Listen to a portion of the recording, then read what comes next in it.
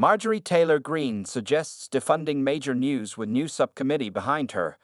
Georgia Representative Marjorie Taylor Greene has stated that her new subcommittee addressing government efficiency will look at defunding national public radio and applying budget cuts to sanctuary states.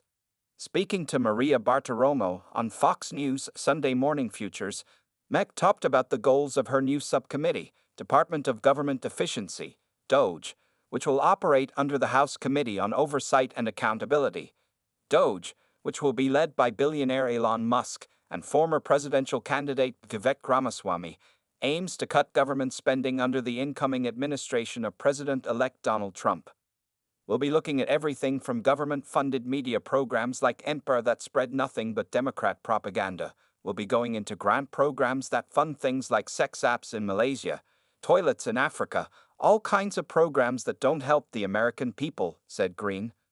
Greene's sentiments are seemingly an extension of the goals voiced by Musk and Ramaswamy, who outlined which government programs they aim to cut funding from earlier this month. These cuts include $535 million from the Corporation for Public Broadcasting, an organization that funds hundreds of locally owned public radio and television stations.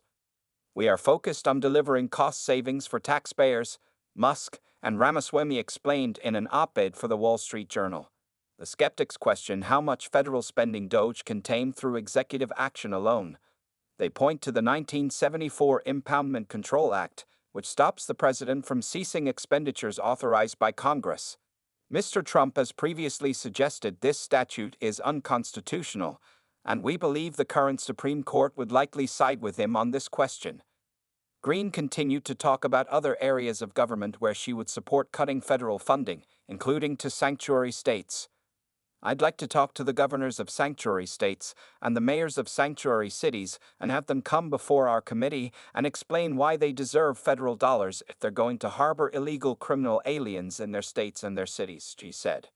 Greene also mentioned Laken Riley, the 22-year-old college student who was murdered in Athens, Georgia, by Jose Ibarra, a Venezuelan immigrant who entered the United States illegally.